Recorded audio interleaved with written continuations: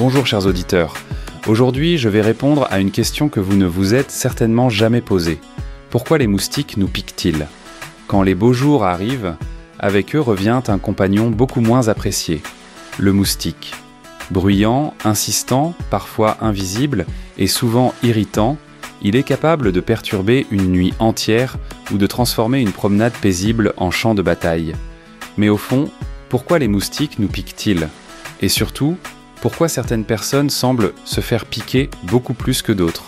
Tout d'abord, il faut savoir que ce ne sont pas tous les moustiques qui piquent, mais uniquement les femelles.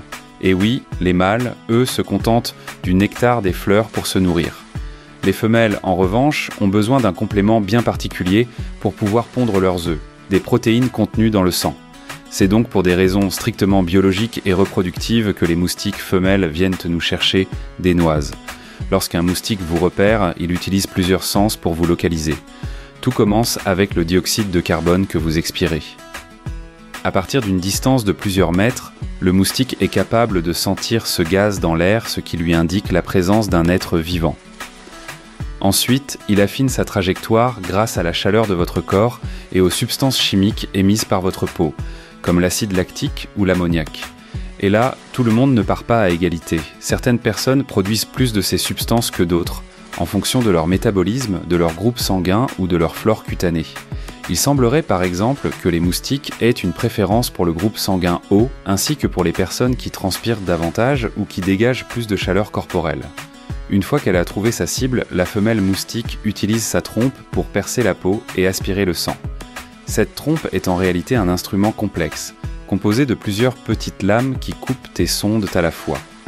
Pendant la piqûre, le moustique injecte également de la salive contenant des substances anticoagulantes pour fluidifier le sang.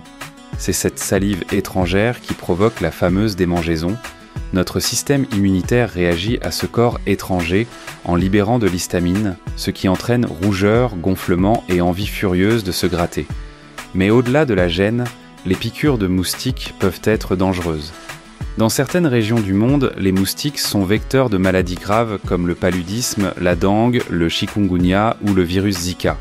En injectant leur salive, ils peuvent aussi transmettre ces virus ou parasites d'une personne à une autre. C'est pour cette raison qu'ils sont considérés comme les animaux les plus mortels pour l'homme, responsables chaque année de centaines de milliers de décès dans le monde. Pour se protéger, plusieurs moyens existent. Moustiquaires, répulsifs, vêtements couvrants, ou encore éviter les eaux stagnantes où les moustiques pondent leurs œufs.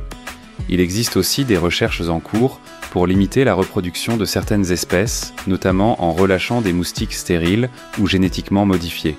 Alors la prochaine fois qu'un moustique vient troubler votre tranquillité, souvenez-vous que ce petit insecte ne cherche qu'à nourrir sa future descendance. Cela ne rendra peut-être pas la piqûre moins agaçante, mais au moins vous saurez exactement ce qui se cache derrière ce minuscule coup d'aiguille. Restez avec nous pour d'autres chroniques, le saviez-vous ?